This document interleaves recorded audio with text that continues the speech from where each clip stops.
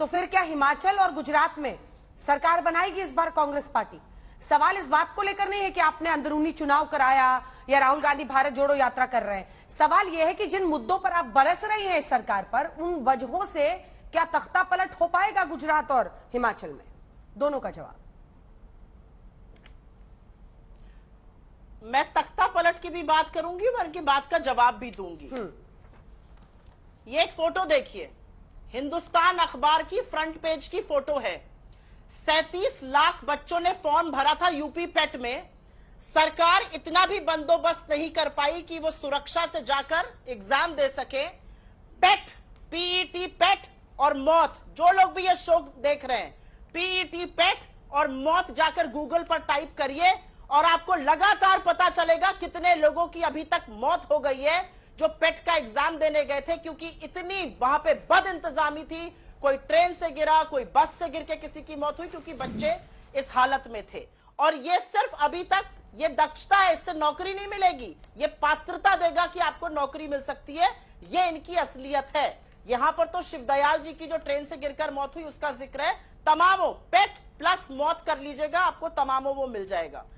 मां के बारे में जो इन्होंने कहा, मैं उससे बिल्कुल सहमत हूं। किसी की मां का भी कभी भी मजाक नहीं उड़ाना चाहिए और मुझे बिल्कुल लगता है कि मां, पिता, पत्नी, बच्चों को इससे बाहर रखना चाहिए। परिवार के सदस्यों को बाहर रखकर जितना आपको आक्षेप लगाना है लगाइए, लेकिन उसी हिसाब से फिर मैं पलटकर यह भी पूछूंगी कि जब आप राहुल गांधी की बहन की लड़की को उसके साथ दिखाकर घिनौनी और गंदी बातें करते हैं तो क्या ये माफी मांगेंगे?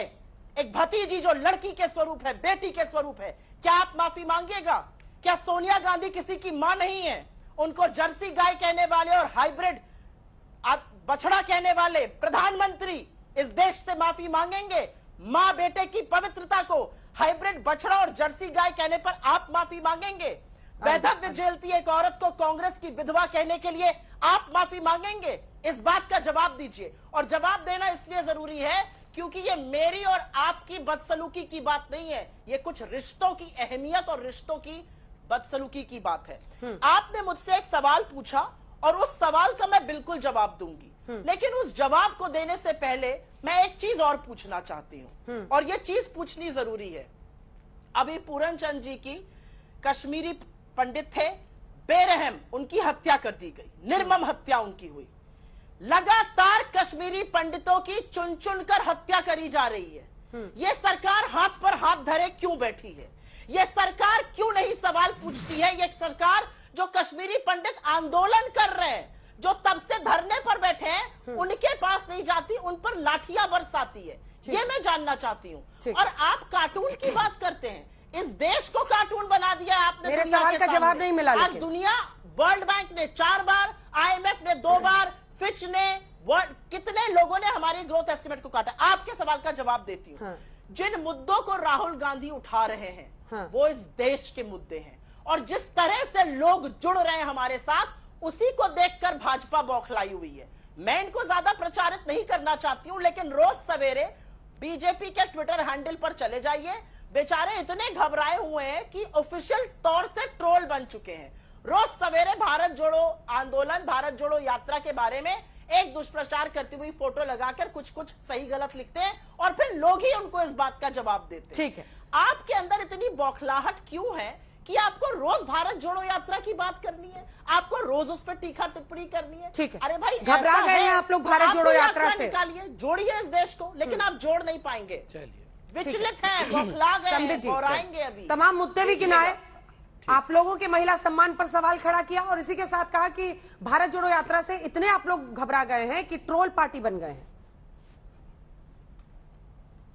देखिए अंजना जी, ये पहली बार तो नहीं कह रहे हैं। आप याद करिए, जब एक वो क्या नाम था उसका, खाट यात्रा, वो राहुल गांधी खटिया वटिया उठाकर उन्होंने यात्रा निकाली थी वहां पे अमेठी में और फिर उत्तर प्रदेश में।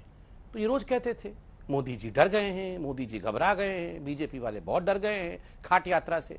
बाकी बाद में पता चला सारे खाट पाट उठा करके लोग भाग गए, राहुल जी अकेले रह गए हैं। और उसके बाद वो क्या हुआ, तो 2 अच्छे लड़के, ये 2 अच्छे लड़के निकले थे साइकिल पे बैठ के, रोज बोलते थे मोदी जी डर गए हैं, बीजेपी वाले डर गए हैं, 2 अच्छे लड़के निकले हैं, अब तो देश की राजनीति बदल जाएगी, उत्तर प्रदेश में जलवा ही जलवा होगा। फिर क्या हुआ, ये 2 अच्छे लड़के भी भाग गए, कुछ नहीं हुआ। फिर अब ये क्या, भारत जोड़ो। देखिए अंजना जी, ये मिसाइल लॉन्च नहीं होने वाला है, फ्यूल नहीं है। ये प्रवक्ता बेचारे आके बहुत जोर चिल्ला चिल्ला के भाषण करने से कुछ थोड़ी हो जाएगा। अब फ्यूल ही नहीं है मिसाइल में, अब कितना भी मिसाइल को धक्का दे के थोड़ी आप भेज दीजिएगा चांद तक, धक्का दे के मिसाइल चलता नहीं है, साइकिल थोड़ी है। तो देखिए ये कुछ होने वाला नहीं है। चलिए उनको अगर खुशी मिलती है ये बोलते कि हम डर गए हैं तो यही सही। दूसरा विषय गंभीरता के साथ अंजना जी कश्मीरी पंडितों के विषय में बताया गया। अंजना जी आज कश्मीरी पंडितों के विषय में देश में चर्चा हो रही है। 4.5 लाख कश्मीरी पंडित विस्थापित हुए। क्यों विस्थापित हुए, किस मानसिकता के कारण ये जो जिहाद हुआ, क्यों ये जिहाद हुआ, उसको कौन संभाल के रखा हुआ था, उसको प्रोत्साहित कौन कर रहा था, ये पूरा हिंदुस्तान जानता है। अगर नेहरू नहीं होते तो जो कश्मीर की मूल परेशानियां हैं वो नेहरू के कारण ही है। ना होते नेहरू तो कश्मीर की प्रॉब्लम ही ना होती। अपने परिवार और अपने कारण से नेहरू ने ये कश्मीर के प्रॉब्लम को जन्म दिया और कांग्रेस के बाकी परिवार के सदस्यों ने, गांधी परिवार के सदस्यों ने इसमें आग लगा करके रखी। आज इसका नतीजा है।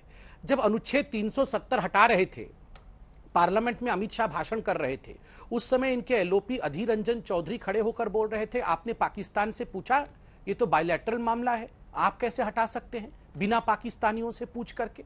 आपको पाकिस्तान से पूछना पड़ेगा। जो लोग पाकिस्तान की कवायद करते हैं, पाकिस्तान में जाकर राहुल जी के कहने पर कहते हैं कि मोदी की सरकार को हटाना होगा, वो यहां आकर आंसू बहा रहे हैं, मगरमच्छ के आंसू। अंजना जी, अगर कश्मीरी पंडितों के विषय में, कश्मीर की धरती के विषय में किसी ने सोचा है तो मोदी जी ने और भारतीय जनता पार्टी ने सोचा है। इसलिए यह विषय कार्टून का नहीं है, ये गंभीर डिबेट का विषय है और जनता जानती है, कश्मीरी पंडित बंधु जानते हैं जो आज कश्मीर में हो रहा है।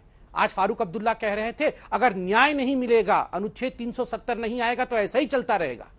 ये जो मानसिकता है ना प्रूफ करने की कि अनुच्छेद 370 हटाया तब ये इसी प्रकार से मारकाट मचता रहेगा, कहीं ना कहीं यही राजनीति अनुचित है।